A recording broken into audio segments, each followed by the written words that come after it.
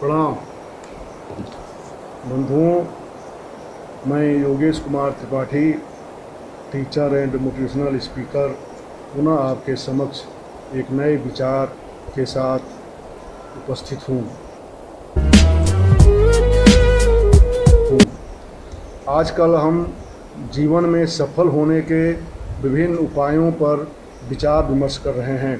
इस संदर्भ में हम लोगों ने विगत 2 वीडियोज में इस बात पर चर्चा की है। आज उसकी यह तीसरी कड़ी है। इसके पूर्व हमने देखा था कि सफल होने के लिए निरंतर आशावादी दृष्टिकोण अपनाते हुए सुबह नित्य की 6 आदतें जीवन में उतार लेनी चाहिए, जिसमें हमने देखा था कि सर्वप्रथम साइलेंस अर्थात सुबह शीघ्र उठकर प्रकृति की आवाज़ सुनना। दूसरा था अफर्मेशन अर्थात सकारात्मक सोच के साथ स्वयं से बात करना। फिर अगला था विजुअलाइजेशन अर्थात कल्पना करना। अगला था व्यायाम। उसके बाद था अच्छी पुस्तकें पढ़ना तथा सदैव मुस्कुराते रहना। कुछ ऐसी सुविधाजनक बातें हैं जो हमारे जीवन को और बेहतर बनाने में हमारी मदद करती हैं। एक बात आप जानते हैं, 1 गैलन सिरके के बजाय शहद की 1 बूंद अधिक मक्खियाँ पकड़ सकती है। अतः यदि हमें किसी का दिल जीतना है तो उसे हम महसूस कराना होगा कि हम सचमुच में उसके मित्र हैं, उसके शुभचिंतक हैं, उसके हितैषी हैं। शहद की वह बूंद है जो उसके दिल को आपसे जुड़ाव अस्थाई बना देगी। जो व्यक्ति अपने जीवन में अपनी क्षमताओं का सबसे अच्छा दोहन करने के लिए संकल्पित होता है, उसके पास व्यक्तिगत विवाद के लिए समय नहीं रहता।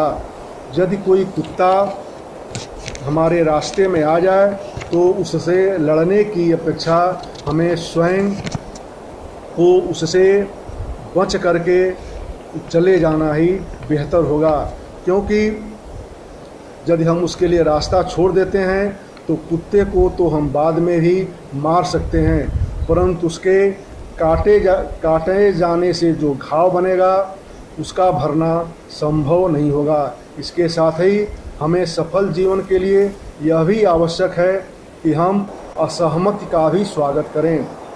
याद रखें, यदि दोनों ही व्यक्ति सदैव सहमत ही रहेंगे तो उसमें एक की आवश्यकता ही नहीं रह जाएगी।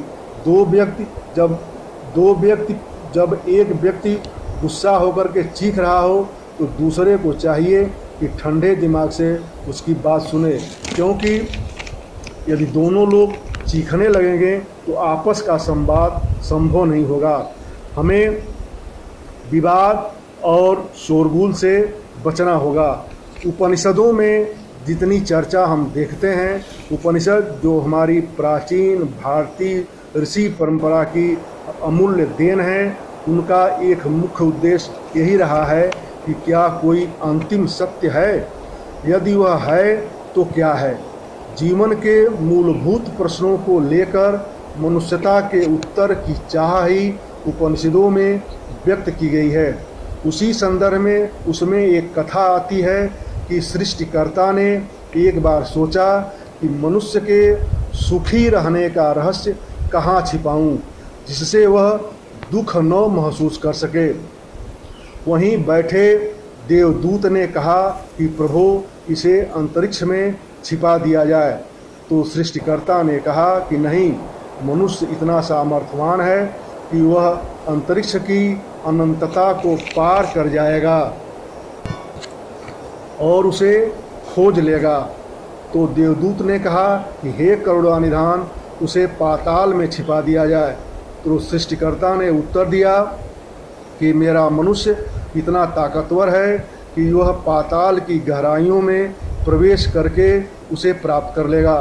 तब देवदूत ने अगला सुझाव देते हुए कहा कि हे प्रभु, यदि अनुमत हो तो उसे रेगिस्तान के कणों में छिपा दिया जाए। तो पुनः सृष्टिकर्ता ने मंद मंद मुस्कुराते हुए कहा कि तुम मनुष्य की क्षमताओं से अनभिज्ञ हो। वह एक एक रेत की कण छान करके उसे ढूंढ लेगा। अंत में झुंझलाकर देवदूत ने विनम्रता से कहा कि हे प्रभु, तब आप ही बताइए, मार्गदर्शन दीजिए कि दुख के इस रहस्य को कहाँ छिपाया जाए। तो सृष्टिकर्ता ने हंसते हुए कहा कि उसे मनुष्य के अंदर, उसके ही हृदय में छिपा दिया जाए। वह पूरी जिंदगी इसका अन्वेषण बाहर करता रहेगा कि सुख और आनंद कहाँ है, परंतु वह उसे प्राप्त नहीं होगा, क्योंकि उसने जितने भी टेलीस्कोप बनाए हैं वे अंतरिक्ष की प्रत्येक हलचल को तो देख सकते हैं, परंतु उसके अंदर क्या चल रहा है यह देख सकने की क्षमता उसे उस टेलीस्कोप को नहीं प्राप्त होगी। वह ऐसा कोई टेलीस्कोप का निर्माण नहीं कर पाएगा जो उसके अंदर की हलचल को देख सके।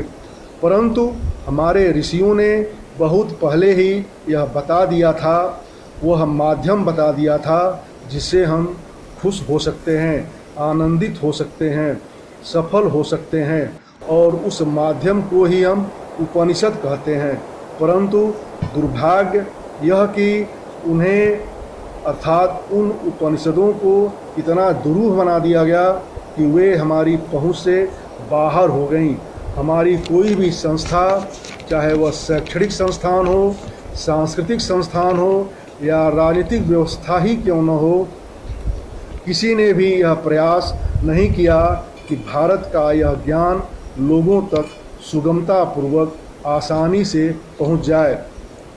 जो वस्तु हमारे अंदर है उसे हम बाहर ढूंढ रहे हैं।